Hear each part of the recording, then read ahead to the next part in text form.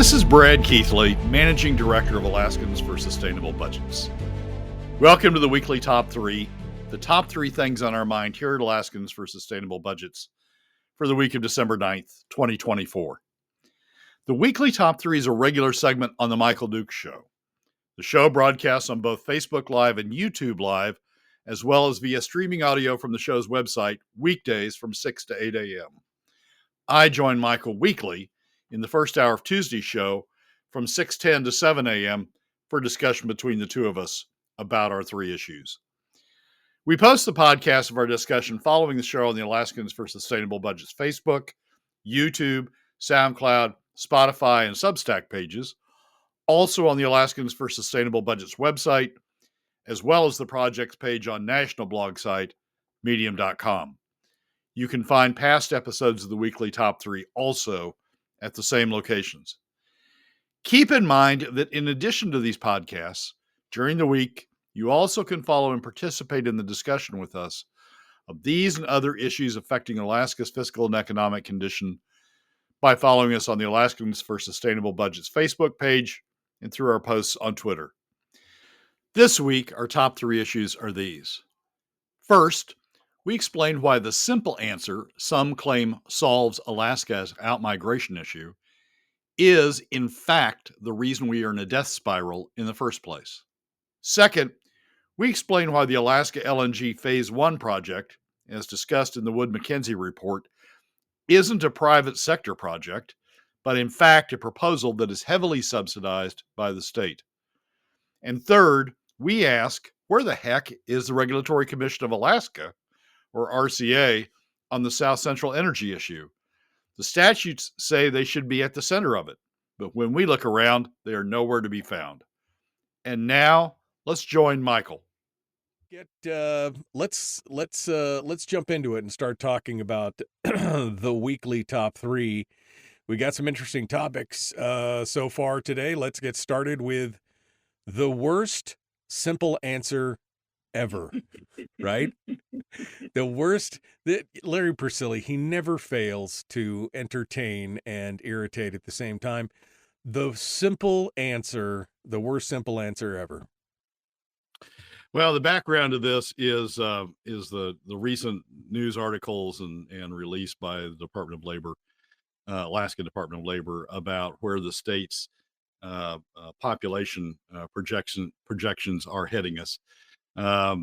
Alex DeMarvin has a headline in one of last week's ADNs that said Alaska could be facing its first long-term decline in population and resulting economic slowdown. And the article really goes into a recent projection from the Department of Labor that shows population projections for the state as a whole and for select portions of the state. At its most extreme, that those projections show Southeast Alaska losing something like 25 to 50%. Yeah, I'm sorry, we lost you there for a second, Brad. 25 to make you a little bit pessimistic. Yeah, I'm sorry, we lost in response to that. Brad, I'm sorry, we lost you there for a second. You said Ketchikan and Southeast lost 50%, and then what? 20. Wow. That study, as you. All right. We obviously are having we're obviously having a morning moment at this moment. In response to that, go ahead. I'm sorry. You there? No. Yeah, in response to that, Larry Persily wrote an op-ed in the ADN last week, the title of which is "The Simple Answer to Alaska's Outmigration Problem," and Persily goes through a bunch of words to get to this conclusion. Bunch of words. That's pretty much it. He goes through a bunch of words. Yeah, go ahead. I'm sorry. Just because that's what it feels like sometimes. Although he does leave a few nuggets. That first one in the second paragraph where he goes, the decline in working age residents ages 18 to 64 is especially noticeable in vacant public sector jobs, public service jobs. Yeah. I mean, he immediately, shows exactly what he's talking about. Well, and that's sort of the wind up. That's sort of the get ready for the wind up. And the wind up comes in the last few paragraphs. Alaskans need to look at why younger people are not moving to the state as much as they did in years past and address those needs, which include good schools, housing, childcare, strong university system, community services, and parks and recreation activities that younger families seek. It means a retirement system for public employees who are often paid less than their private sector counterparts. Make the state more attractive, and they will come and they will fill jobs and start businesses. In other words, it's a wish list for everything you want to spend money on, that you want the legislature to spend money on. And what you do is you package this up in an op-ed and says that's the solution to our outmigration problem. Just spend more money. The problem with that simple answer is sort of the death knell for Alaska. The problem with that answer, spending more money, is where the money would come from. Personally doesn't address that, but he has in previous columns. And, as we all know, he's not a big fan of the PFD. And so what he would do is as the legislature has done since 2017, he would add on additional spending and take it out of the PFD. So think what you're doing. What you're doing is you're adding more money to make Alaska more attractive by taking more money, taking that very money out of the pockets of middle and lower income Alaska families. You're pulling that money right out of the pockets of the very people, middle and lower income Alaska families, working Alaska families. You're pulling that money right out of the pockets of the very people you're trying to keep in the state. And what you're doing is you're sending us into a death spiral. You want to spend more to attract more people. So you take more money through the PFD, take more money out of the very people you're trying to keep in the state and attract to the state. You have less people as a result of that because you're taking money out of their pocket. Then you want to spend more money to say that you want to attract more people. You take more money out of their pocket, and you just keep circling down and down and down and down until the problem gets very, very, very bad. The thing you need to keep in mind, the thing that personally just entirely ignores continually on this issue, the thing you need to keep in mind is when you do PFD cuts, you're taking it out of the pockets of only Alaskans. You're not taking the money out of the pockets of a broad base of industry and as Ben Carpenter would do, out of an ultra broad base of Alaskans. You're taking the money out or of industry and non-residents and everybody else. When you use PFD cuts, you're taking money out of the pockets of only Alaskans. So you're penalizing. You want people to stay in the state. You want people to come to the state, but you're taking people out. You're taking money out of the pocket of only people who come to the state and stay in the state. You're not taking the money out of non-residents. And the consequence of that is you make the economics of being in Alaska worse, but being a non-resident coming to Alaska and working in Alaska and then going away and taking your money and going away better, because you've created all these services for Alaskans and for non-residents, but you're only charging Alaskans for them. It's a very dangerous death spiral. I mean, he says it's a simple answer. It's a simple answer to kick off a death spiral of continuing to go down and down and down.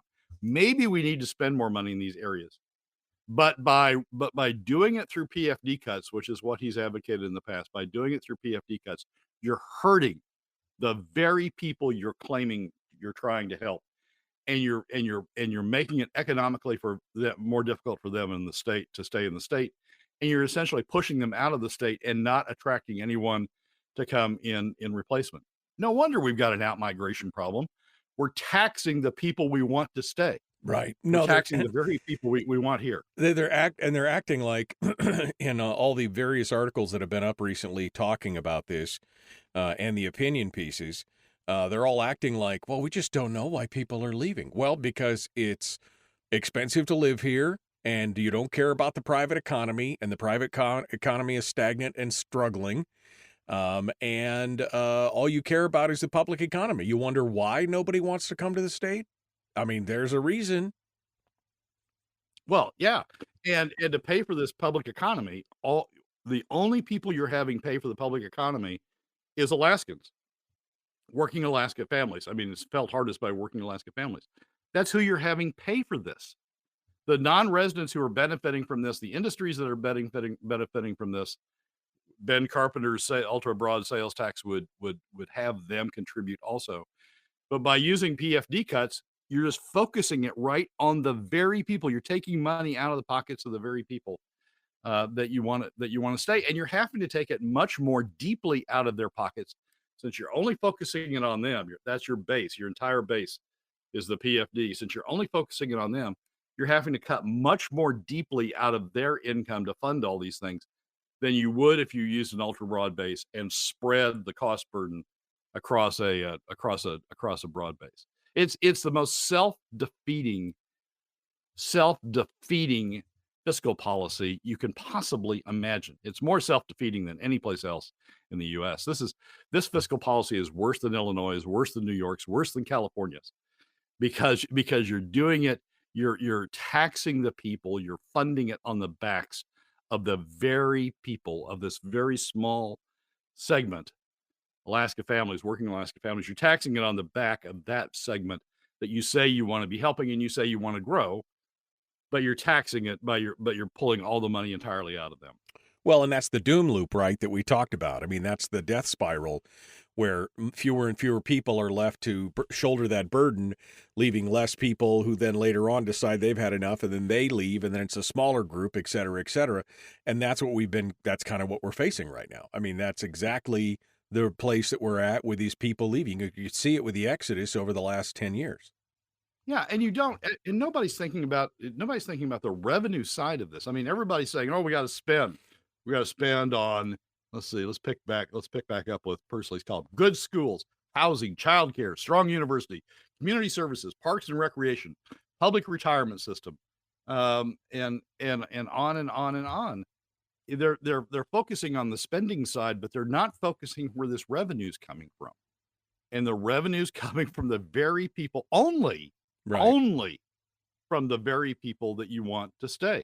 The jobs are there. I mean, there's been other articles about how great the jobs are, great the jobs numbers are, how great the income level is, but we're filling it by out-of-staters who don't have to pay these taxes, who can fly up, do the job, go away, keep all the money to themselves, while at the same time we're punishing the in-staters by focusing the entire revenue burden on them.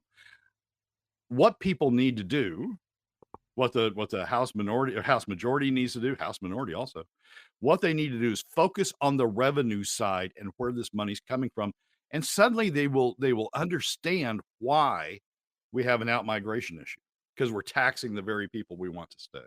Right.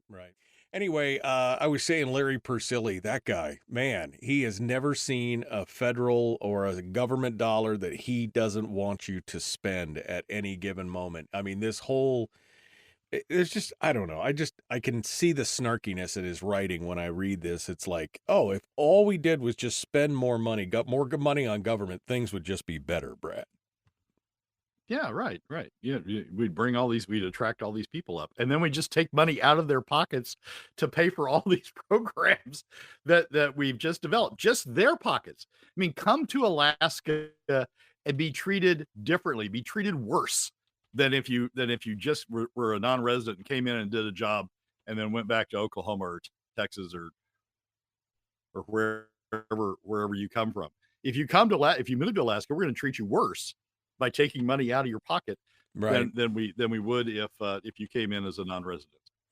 Yeah, no, that's exactly it. And again, just showing his hand so early that it was in that first sentence. It's especially noticeable in vacant public service jobs. Oh, come on, Larry.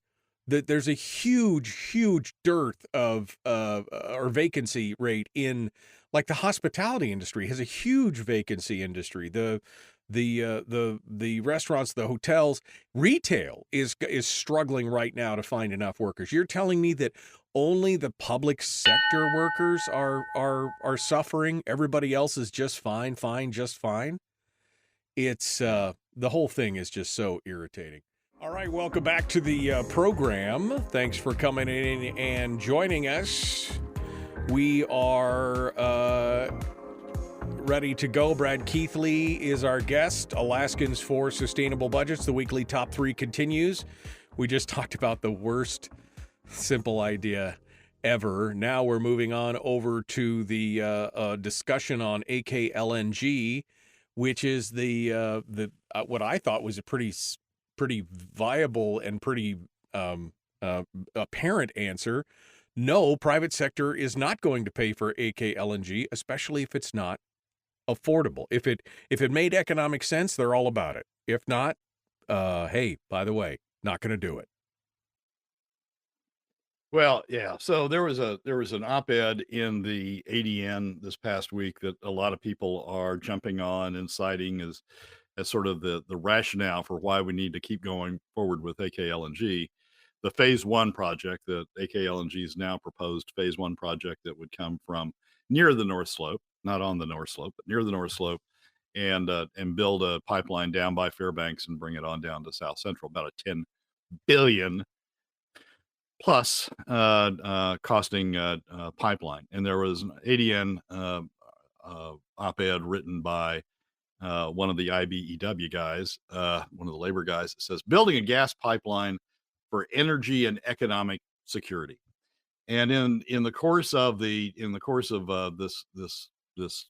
justification for the pipeline, the article or the op-ed says this: as both the governor and AGDC officials have repeatedly made clear, Alaska LNG will only move forward if the private sector pays for it. That's why I take exception to the misconception that the state is being asked to pay for the pipeline. It is not. And then it says something very interesting. Construction of the $10.8 billion Alaska LNG pipeline and other project components is predicated on securing private funding. The backstop commitment that ADA recently authorized is a state incentive that unlocks the $50 million in private investment needed to complete the final design before investors, not the state, decide whether to build. That's just BS. I mean, the entire paragraph is BS. And it admits it's BS halfway through the paragraph by saying the only way that we can get even $50 million, which is what, 0.02% or something of the $10 billion they need. The only way they can get even $50 million is by the state agreeing to do a backstop, ADA agreeing to do a backstop for the $50 million investment. Basically, what ADA has said is, look, we need $50 million to complete the front end engineering and design of the pipeline, sort of the final specs, if you will, before you make a decision on whether to invest or not. We need $50 million to complete that. We can't get anybody in the private sector to put up the $50 million toward this. They would get an equity stake if they did, but we can't get anybody to put up the $50 million. So what we ADA are going to do is we'll guarantee to pay you back your $50 million, $50 million, 0.02% or whatever it is of the 10 billion.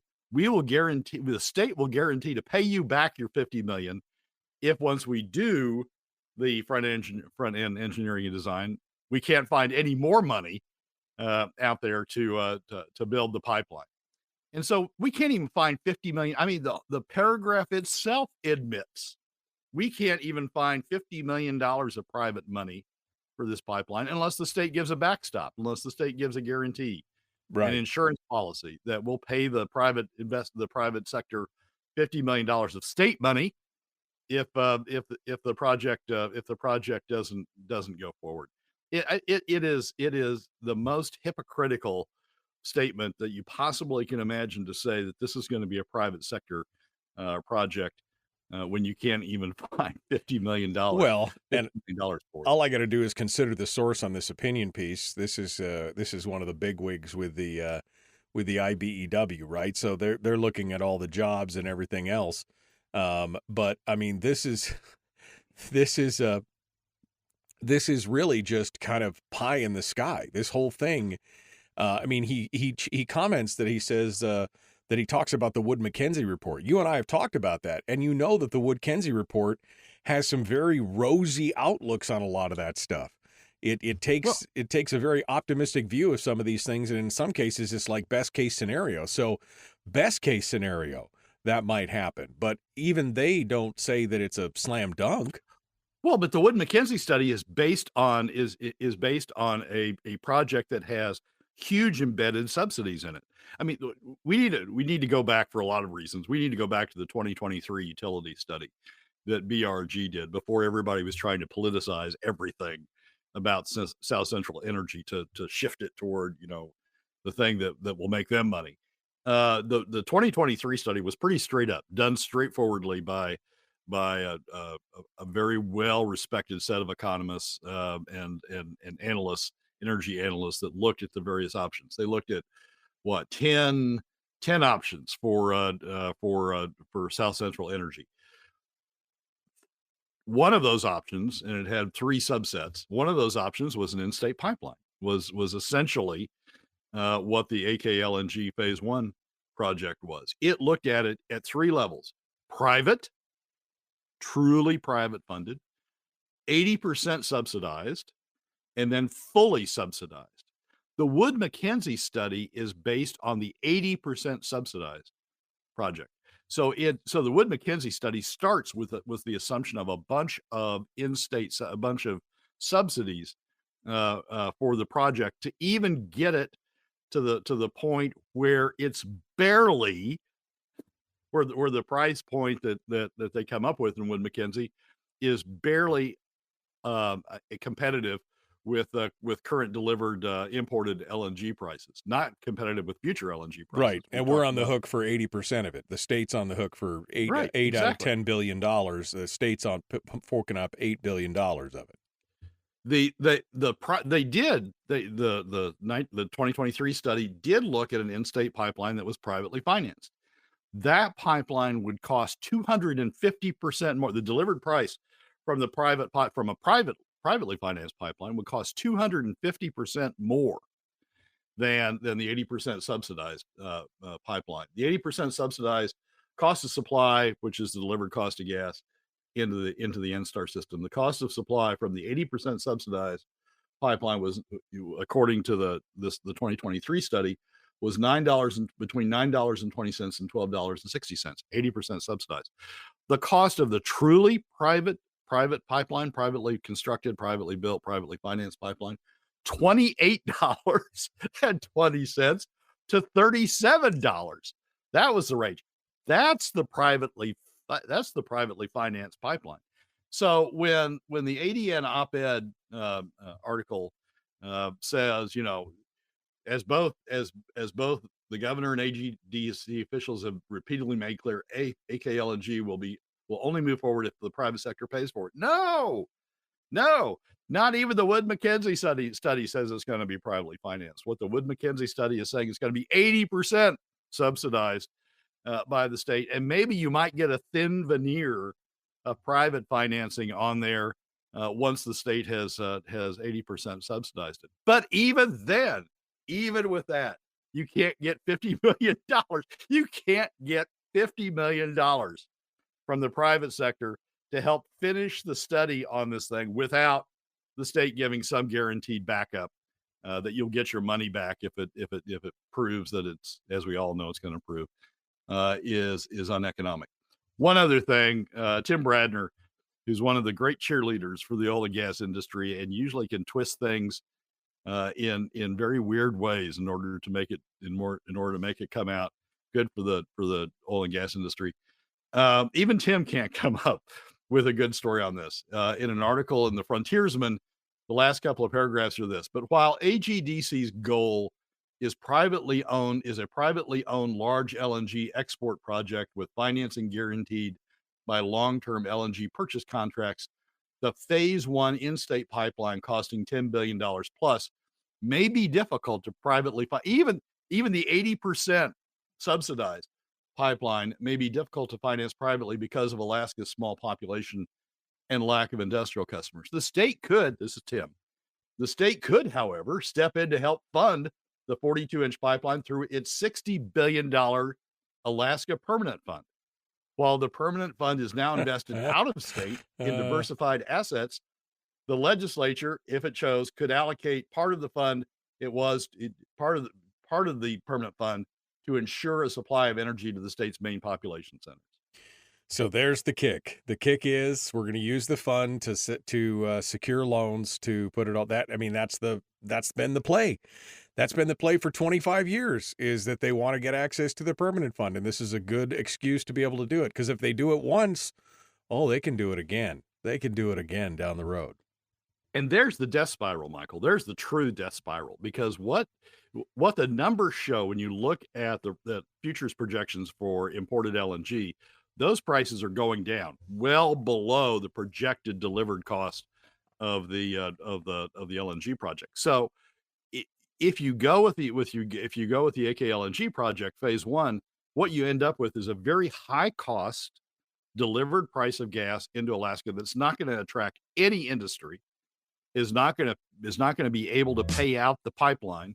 You've sunk, using Tim's numbers, you've sunk about a sixth, 16% to 20%. You've sunk about a sixth to a fifth of your permanent fund into this white elephant that you've built that's not attracting anything, not producing any sort of return other than maybe if the state pays for it. And so you've just wiped off the books a sixth to a fifth of your permanent fund asset that's not going to be earning anymore because you've invested in this white elephant. That means the true earnings from the permanent fund go down. The amount of the PFD cuts go through the roof. The amount of taxes go through the roof. And we're just, I mean, that truly is an even bigger death spiral that we've set ourselves off on than even what Pursley is suggesting. So, yeah, it's if anybody tells you that the AK LNG Phase I project is going to be privately financed, laugh in their face. It is not true. There's no way it's true.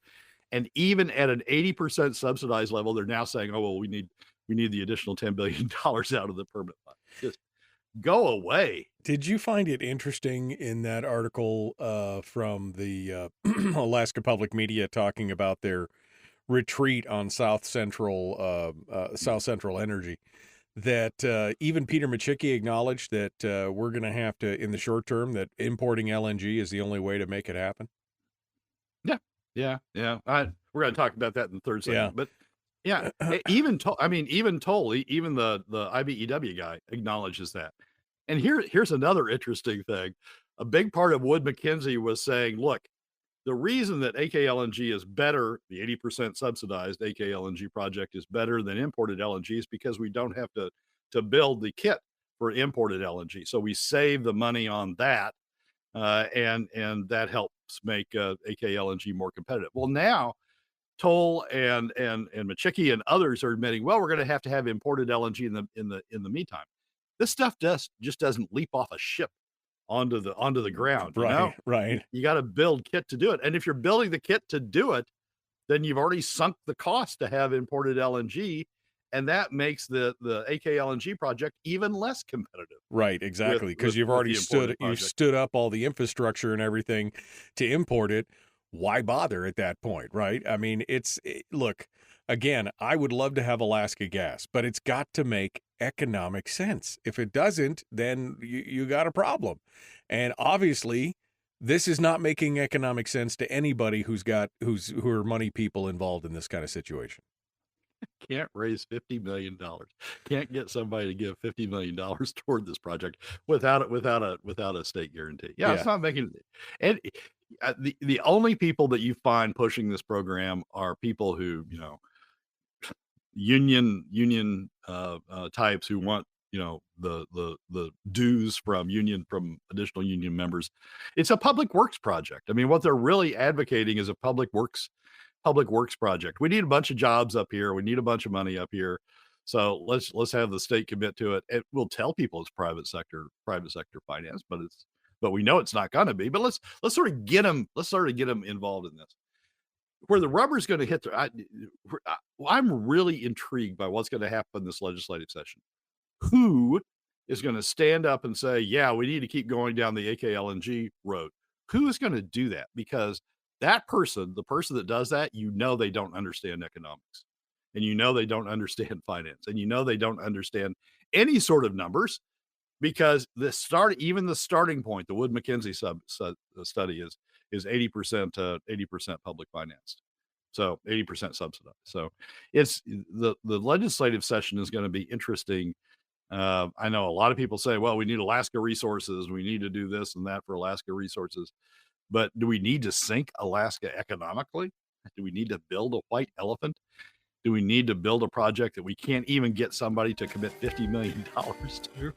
I think the our answer's answer no. is a big, heavy no on that. Donna points out that finance and economics are not the same thing. They're related, but they're definitely not. I mean, the economics will drive the finance, right, Brad? I mean, if the economics aren't there, good luck getting finance at that point. Yeah. Well, I mean, I guess finance and economics aren't the same thing when you're talking about the state finance, because state finance is not driven. I guess is not driven by economics. Should be driven by economics, but sometimes it's more driven by politics or by make work jobs or by a jobs program than it is by economics. In the private sector, economics and finance are pretty closely related. Barbara says, why would I want to prioritize the Wood Mackenzie study over others? I only think that we referenced it because he referenced it, right? In this regard, he's the one that brought it up to begin with, but he's not even reading the whole thing. He's not even reading the right parts of it, or at least acknowledging that it's the right way.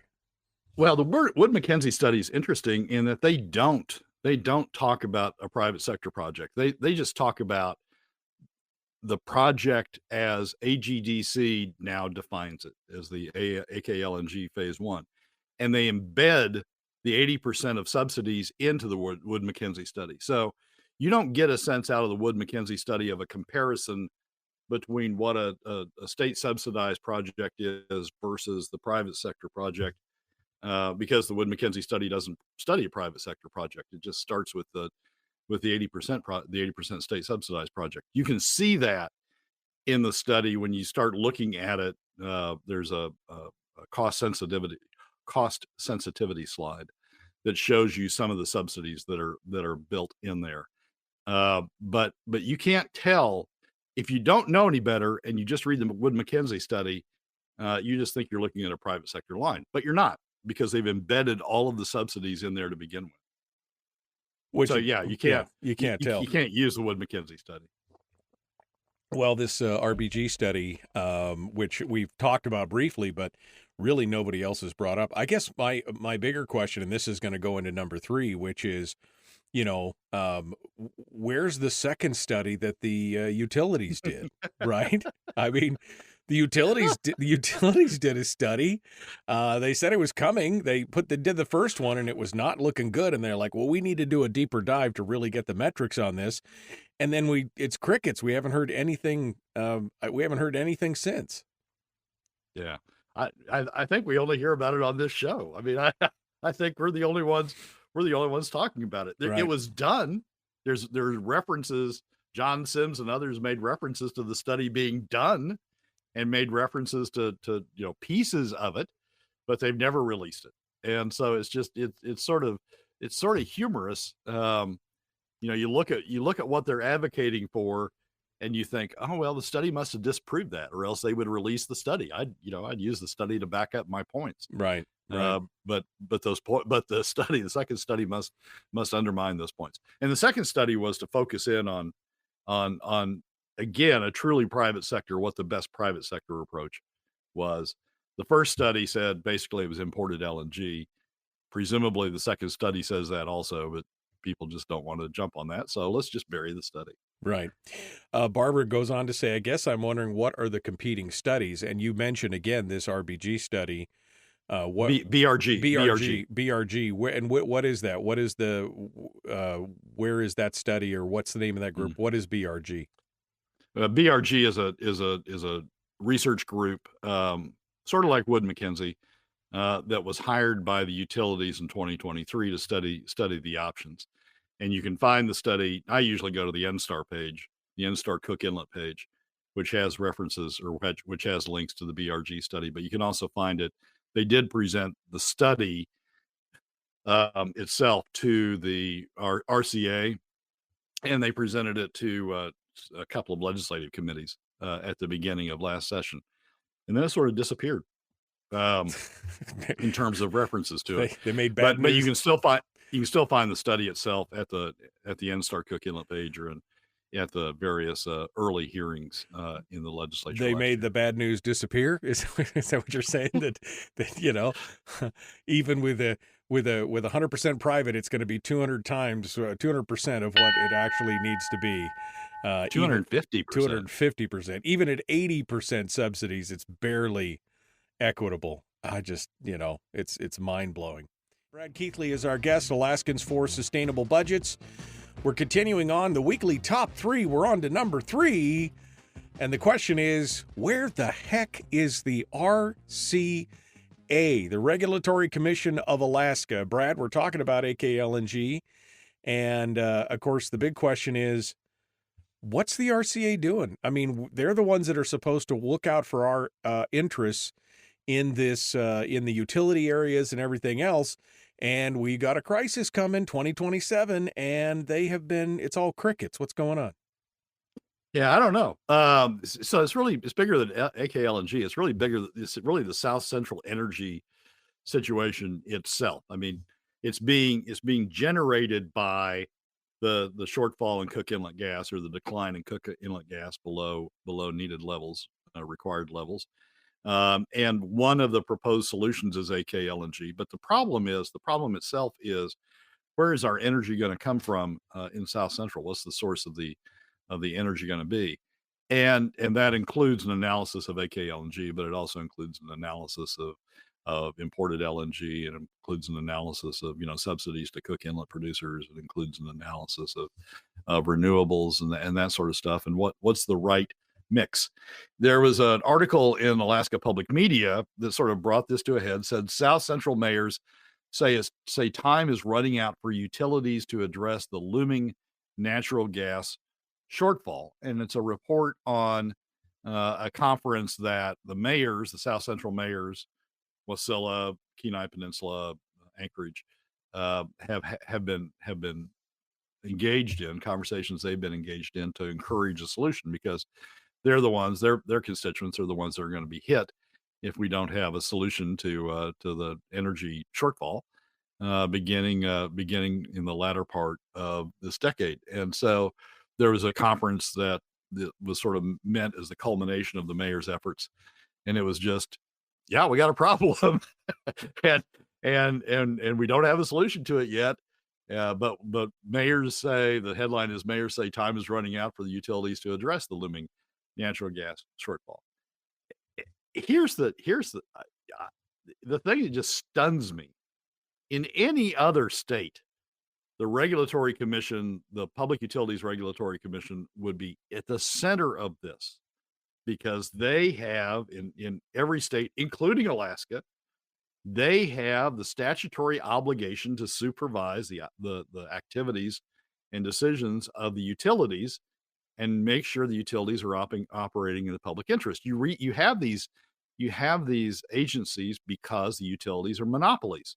You give them certificated areas, and they can't have there is no competition in those areas, and so the trade-off is you have rate regulation, and you have regulation of their operations by a Public Utilities Commission to do what the market might if you had a competitive situation. And so these utilities these regulatory commissions play a central role. I mean, the utilities have to report to them on what they're doing to have adequate supplies. They report to them on what they're doing to have adequate service. They report to them on what they're doing to maintain the lowest cost service they can. And in each instance, the Utilities Commission has the authority to order the utility to do something different, or to come back and give it another look, or to do a variety of things to ensure that service is adequate and at the lowest reasonable cost for the service. In every other state, the Utilities Commission would be in the center of what we're facing in Southcentral. In Alaska, you can't even find them on the platform. I mean, there's no reference to them in the mayor's discussion. It's all about, well, the utilities have to face up to this, and maybe they'll do it. And we're running out of time. The utilities have to move forward on it. Well, where the hell is the regulatory commission? I mean, they're supposed to be all over this. Under their statutory grant, they're supposed to be supervising utilities. If the utilities fail, it's not just the utilities' failure. It is the right in every other state. It is the regulatory commission's failure to have adequately supervised, to have adequately guided, to have adequately challenged, to have adequately, you know, the utilities commission has the ability essentially to wipe out management if management's not doing its job. Right. In Alaska, we have a crisis brewing. We can all see it. The mayors see it. Everybody claims they see it coming, but nobody's doing anything about it. And that includes the Regulatory Commission of Alaska. So in a perfect world, what should they do? I guess is my question.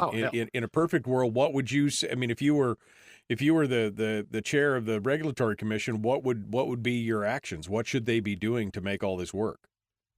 Early in my career, in the 1960s and the 1970s, we had a national natural gas shortage. It was we shut down schools, we shut down industry, we had a curtailment plans for every pipeline. And what was then the Federal Power Commission subsequently got renamed as the Federal Energy Regulatory Commission.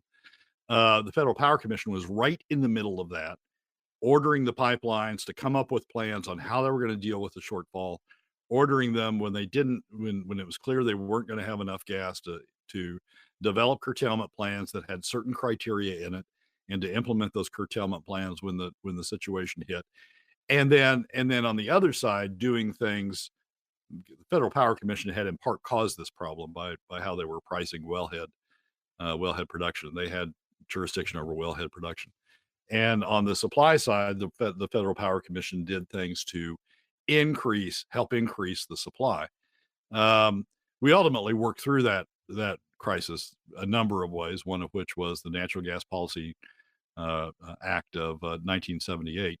But it was in large part the Federal Power Commission that was dealing with that, and they were right in the middle of it. There wouldn't have been a conference like this, like the mayors just had in that era. There wouldn't have been a conference like this without the Federal Power Commission at least being present, if not playing the major role in that discussion. That's where the Regulatory Commission of Alaska should be right now. It should be in the middle of this. It's shocking to me. You see this picture on the front of this article. Southcentral mayors say it's time, and it's a mayor. It's the NSTAR representative, the Chugach representative, Nat Hertz, who I hugely respect, but he's a journalist. Nat Hertz, Machecki, and then Chris Rose, who's from the renewable industry. You've got the mayors and the industry. You don't have the Regulatory Commission that has responsibility over this mess at the table. The House Resources Committee has held a couple of hearings in the last couple of weeks to deal with the issue. They've had the utilities, they've had other LNG providers, they've had a discussion of LNG imports. Nobody from the Regulatory Commission of Alaska. I mean, when this hit in the 60s and 70s in the lower 48 or in the U.S., when it hit in the 60s and 70s, there were legislative hearings after legislative hearings with the regulatory agency, the Federal Power Commission, at the center of the table, right? Being asked questions about what you're doing about this. So none of that here. What do we need? 1 minute, Brad. What do we need to do now? What can we do to help this? Should we be reaching out to the RCA? We should be, demanding that the legislators ask the RCA about what's going on. The RCA should be asked to take front and center and describe what it's doing to solve this problem, to deal with this problem that the RCA is in part responsible for, because the utilities slid into this without the RCA redirecting them to do something about it. We should be at the RCA's throat, asking them what they're going to do about this situation, because they have the authority to do something about it. As long as the utilities continue to fail to act. Well, and I think the first thing they should ask is, where is that second report? Where is that second report? We'd like to see that. I mean, it's what is it? Is it avoidance? I mean, why? If the utilities have got this second report, which we can only assume confirms what the first report said, which is AKL or that imported LNG is the way to go right now. Are they just avoiding the bad news, or what's the problem here in your mind? Well, two things. I think John Sims, in the back of his mind, I think John Sims wants to run for governor and doesn't want to be political. John Sims, who's married into the Binkley family, wants to run for governor, and I think wants to be political about this. And the political thing is, be rah rah Alaska. We want Alaska resources, and so Sims doesn't want to be out in front making the decision to clicking the box and saying we're going to go imported LNG and starting to make the investment for that. Doesn't want to be out in front on that because it's not rah rah Alaska. That's the thing the RCA would say. John, you want to be governor? Great, that's fine. Why don't you go do something else? Or we're going to order you to go forward with this project because you're not doing anything to meet the problem. I think that's one issue. I think the other issue is Chugach. I think is getting ready to go forward to it. I think they are ready to make the investment. But you keep having these hearings, these legislative hearings about, oh no, we need to pursue Alaska. We need to have Cook Inlet. We need to subsidize the Cook Inlet, or we need to subsidize AKLNG to the tune of $10 billion to do this because we want Alaska resources. So Chugach is sitting there going, look, if the RCA is not going to push me, they're the ones that are supposed to be pushing me. If they're not going to push me, then what the heck? I'll just sit back here and blame everybody like everybody else is blaming everybody. Say, yeah, I'd really like Alaska resources, and I'll just keep waiting for you right up into the time we run into the problem. It's the RCA that's supposed to be the adult in the room and say, stop that. We don't have an alternative. Nobody's come to you to offer alternative, reasonably priced supplies. The LNG project is not going to economically pencil out without huge state subsidies. Nobody's coming forward with those subsidies. And so go forward and get this done. It's the RCA that's supposed to be the adult in the room to do that. But if they don't, and maybe it's because they're a political animal too, they're appointed by the governor, confirmed by the legislature. If they don't, then we just sort of sit in this stall mode, with Sims saying, "Oh, I'd like to have Alaska resources." Nobody's come forward with Alaska resources, but I'd like to have Alaska resources. And just just sitting there. I'd like a pony. I mean, Yeah, it's sort of like that, Michael. I mean, this is just so frustrating. Having seen how it's done in other states, how it's done at the federal level, and it's not perfect. I mean, you got a regulatory agency. You wish the government was involved in this. You wish private sector would step up, but it's not perfect. But that's what the agencies are there to do. That's their responsibility. Well, and part of the problem on this is the confusion that's being created by all these legislators who are saying, "Oh no, we need Alaska gas," that apparently don't understand the full ramifications of the situation, that there is no private investment available for this. There's not going to be because it doesn't pencil out. And yet they're stuck on this emotional question of Alaskan resources versus importing it.